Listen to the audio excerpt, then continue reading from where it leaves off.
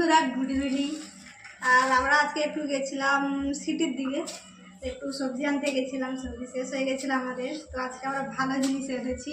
কী জিনিস এনেছি তোমাদেরকে দেখাই। এই হচ্ছে পুঁই শাক, তো আরেকটা এই হচ্ছে, এইগুলো কী শাক বলে গো, নোটে শাক মনে হয়, আমি নাম জানি না, ঠিক আছে। তো এদিকে পাওয়াই যায় না। আমরা আরেকটা জিনিস এনেছি, এই যে কাঁচা পেঁপে। তো আমাদের গ্রাম পাড়ায় তো এগুলো কোনো ব্যাপারই না, সারা বছর যখন ইচ্ছা তখনই পাবো, কিন্তু এইদিকে পাওয়াই যায় না, অনেক কম পাওয়া যায়। সেই জন্য যখনই দেখেছি না এই তিনটা জিনিস, যখনই দেখেছি তখনই কিনে নিয়েছি। এইদিকে পাওয়াই যায় না, অনেক দিন করে খাচ্ছি আজকে। আর এই যে মহারাজ কত স্বার্থপর মানুষ, একা একা খেয়ে নিচ্ছে। তাহলে ভিডিও করছি, আমি খাচ্ছি।